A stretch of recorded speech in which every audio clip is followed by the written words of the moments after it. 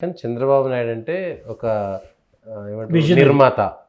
ఏంటిది ఒక రాజధానికి నిర్మాత కాదు ఆయన ఒక విశ్వకర్మ.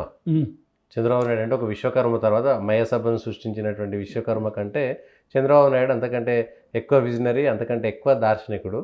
కానీ ఎందుకు 5 ఏళ్లలో అమరావతి నిర్వహించలేకపోయాడు? ఎందుకు మళ్ళీ ఇప్పుడు అమరావతిని వెంటనే శుద్ధి చేస్తున్నారు, పాత ఇనుప సామాన్ అంతా తీస్తున్నారు బయటకు అనేటువంటిది ఒక చర్చ. అది కారణం ఆయనకి ఆయన ఏదో కాస్తంత ఆయన మీద ఆయన బాధ్యత పెట్టేసుకున్నాడు, నేను చేస్తా అన్నప్పుడు 5 సంవత్సరాలు చేయలేకపోయాడు అన్నప్పటికీ కొత్తగా ఏర్పడిన రాష్ట్రం కేంద్ర ప్రభుత్వం మీద ఆధారపడి ఉన్నాయి అన్ని వనరులకి.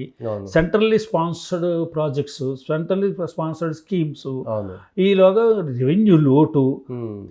రాష్ట్రం మనకు ఉమ్మడి రాజధానిగా హైదరాబాద్ ఉంది కొన్నాళ్ళు, ఇక్కడి నుంచి షిఫ్ట్ అయ్యవలసి వచ్చింది.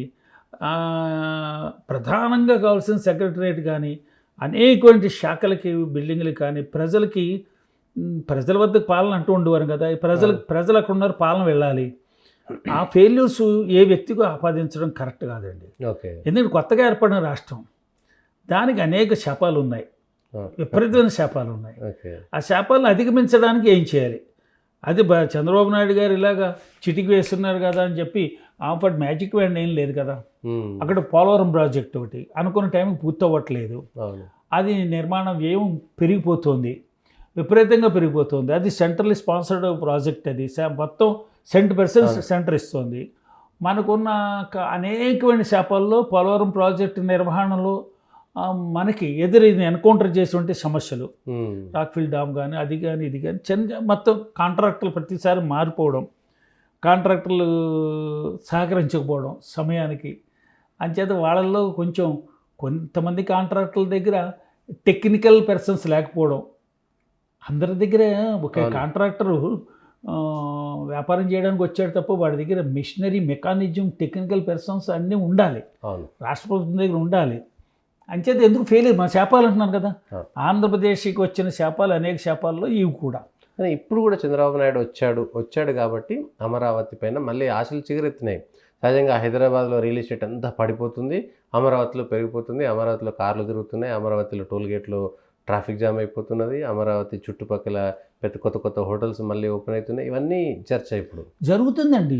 జనసాంద్రత పెరిగిన చోట, కొత్త రాష్ట్రం వచ్చిన చోట ఆ రాష్ట్రానికి కావాల్సిన వనరులు, అవకాశాలు ఏవైతే ఉన్నాయో, అవసరాలు, ఒక అవసరం ఉంది.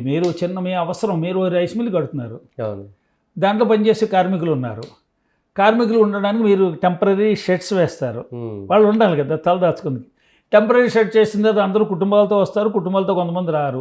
కుటుంబాలతో వచ్చిన వాళ్ళు ఏదో పచారులు కొనుక్కోవడానికి కిరాణా కొట్టు వస్తుంది, కుటుంబాలతో రాని వాళ్ళు తినడానికి అక్కడే హోటల్ వస్తుంది, చిన్న హోటల్, పుట్టకుళం అనుకోండి, ఏదనుకోండి, ఆ చిన్న పాకలో అయినా సరే వస్తారు. అక్కడికక్కడ వచ్చేప్పటికి జనసాంద్రత పెరిగించేట వాళ్ళ అవసరాలు తీర్చడానికి మిగతా సప్లిమెంట్స్ పెరుగుతాయి. అంచేత ఆటోలు పెరుగుతాయి, ఆటో రిపేర్లు పెరుగుతాడు, ఆటో టైర్కి పనిచేసి వాడు వస్తాడు, ఆ గూడు కడతాడు కదా వాడు వస్తాడు, వీళ్ళందరూ టీలు తాగడానికి టీ మ్యాన్ వస్తాడు, అన్నీ వస్తాయండి. కాబట్టి హైదరాబాద్ అన్నది అది ఆంధ్రప్రదేశ్లకు ఏర్పడిన తర్వాత రాజధాని మీద ఆధారిత ప్రజలు, నిర్మాణంలో నిమగ్నమైన ప్రజలు, నిర్మాణంలో నిమగ్నమైన పనివాళ్ళు, కూలీలు, మొత్తం టెక్నీషియన్స్, వాళ్ళ అవసరాలు తీర్చడానికి మిగతా వాళ్ళు ఉంటారు. అంచేత పెరుగుతుంది. పెరగదన్నది సహజం అండి. జనసాంద్రత మామూలుగా పెరిగితే ప్రజలు యాక్సెప్ట్ చేస్తారా? ఎందుకంటే ఆయన బాహుబలి ఉండేటువంటి మాహిష్మతి నగరం లాగా అమరావతి నగరం ఒకటి ఉంటుంది. వాళ్ళు ఎవరు సింగపూర్ నుంచి ఈశ్వరన్ వచ్చాడు, లేకపోతే ఇంకొకరి నుంచి ఇంకొకరు వచ్చారు, రాజమౌళి ఒక గ్రాఫిక్స్ ఇచ్చాడు, ఆ స్థాయిలోనే ఊహించుకుంటున్నారు ప్రజలు చంద్రబాబు. అది వద్దండి, అలా ఊహించుకోవడం సినిమాలు చూసినట్టుగా ఉండదండి. ఆయన చంద్రబాబు నాయుడు గారు ఇచ్చారు కదా అట్లాంటి అలుసు కూడా ప్రజలకి. అంటే వాళ్ళు ఆయనకి వర్ణించాలనుకున్నప్పుడు ఏదంటే మీకు బాలమిత్ర బొమ్మరిల్లు, రాజుగారి గారి కోట, చందమామ, చందమామలలో ఉన్నట్టుగా ఉండవు కదా. మీకు పడ్డది పాపయ్య గారు బొమ్మలు వేసేవారు, మనకి తెలుసు కదా మీకు, పడ్డది పాపయ్య గారు బొమ్మలు వేసేవారు. అంచేత మనం కూడా ఎక్కడైనా ఒక సెట్టింగ్, ఒక షాపింగ్ వెళ్తే మన కట్టెలు ఏర్పాటు చేస్తున్న బిల్డింగ్ అక్కడ లోపల ఇన్సైడ్ చూస్తే మన కట్టెని చూసి మన ఇంటిని అలా ఊహించుకుంటాం. ఇంటికి తీసుకొచ్చి కట్టెను కడితే మన ఇల్లు ఎలా కనపడదు, మన ఇల్లు అలాగే ఉంటుంది, మన ఇల్లు మారదు. మనం కారు కొనడానికి వెళ్తాం, షోరూంలో కారు పెట్టినప్పుడు దాని లైటింగ్లు, ఏర్పాట్లు, యాంబియన్స్ అంతా ఒకలా ఉంటుంది. అవును. మన ఇంటికి వచ్చిన తర్వాత మన గ్యారేజ్లో కారు పెట్టేప్పటికి ఆ యాంబియన్స్ కనపడదు. అంతక్కడ డిసప్పాయింట్ అవుతాం, ఇంత కారు కొనుక్కున్నాం. కాబట్టి మనకు అవసరాలు, మన రాజధాని ఎలా ఉండాలి, మనం వెళ్ళే పాఠశాల ఎలా ఉండాలి, మనం వెళ్ళే హాస్పిటల్ ఎలా ఉండాలి, మనం వెళ్తాం కదా హాస్పిటల్, అవును. హాస్పిటల్ ఎలా ఉండాలి, మనం వెళ్తే నిత్యం వెళ్ళే మార్కెట్ ఎలా ఉంటుంది, మనం వెళ్తున్న పోలీస్ స్టేషన్ ఎలా ఉండాలి, పెద్దల దగ్గర కలవడానికి వెళ్తున్న సీఎం గారికి, సీఎం గారు మన ఇంటికన్నా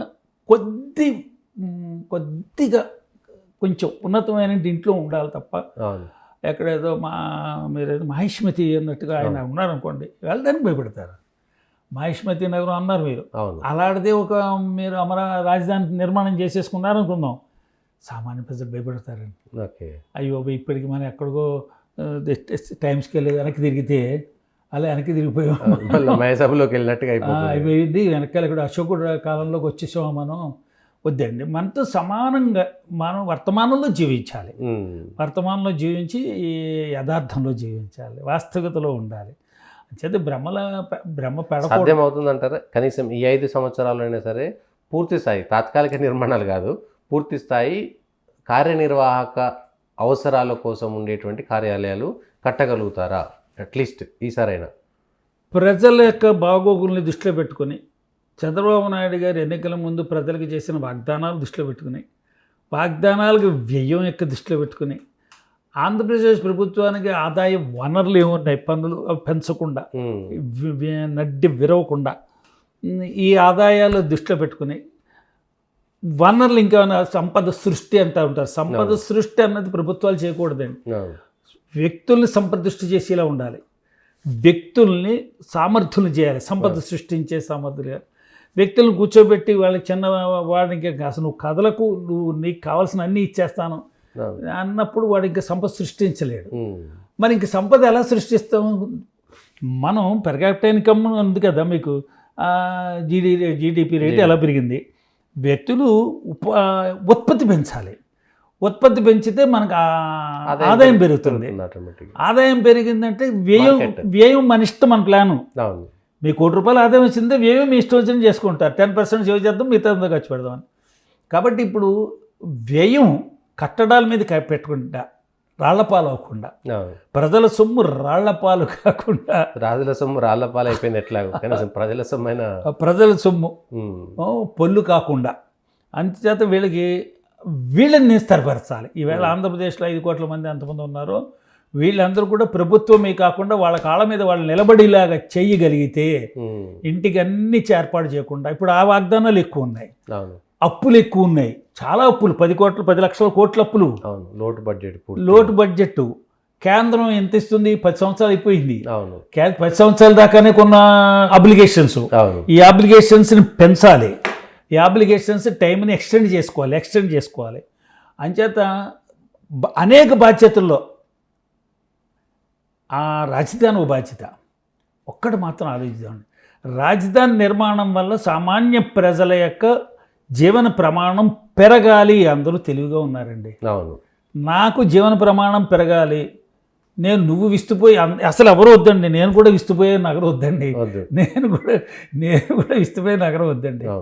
అంచేత ప్రజలకి విద్య, వైద్యము, ఆహారము, 2 పూట్ల ఆహారము, వాడికి మంచి తలదాచుకునే నీడ, మంచి వసతి. అంటే మీకు కమ్యూనికేషన్ సిస్టమ్, రోడ్డు, రహదారి, ఒక పురుడేసుకోవడం. ఎప్పటికీ అమ్మాయి ప్రసూతి హాస్పిటల్కి మోసుకుపోవాలా ఆడవాళ్ళని, ఓ ముసలాన్ని మంచం తిరిగేసి మోసుకుపోవాలా? అంచేత కొంచెం అతిశయోక్తిగా మాట్లాడినట్టు ఉంటుంది, కానీ పరిస్థితులు ఉన్నాయి మారుమూల గ్రామాల్లో. అంచేత దానికి అధిగమించాలి. వ్యవసాయం నిర్లక్ష్యం చేయబడింది, వ్యవసాయ ఆధారిత రాష్ట్రం, అందరూ వ్యవసాయం మీద ఆధారపడి. ఇప్పుడు అందరూ కూడా చదివేసుకున్నారు, లేకపోతే అందరూ వ్యాపారాలు చేయగలరండి? అందరూ వ్యాపారాలు చేయలేరు. కాబట్టి స్వయం ఉపాధి ఎలా వస్తుంది? మన దగ్గర ఏదో ఉత్పత్తి ఆధారితమైనటువంటి నేల ఉండాలి. మనం నేలను నమ్ముకున్నాం, నేలను నమ్ముకున్నప్పుడు నేల విడిచి సాము చేయడానికి వీలు లేదండి.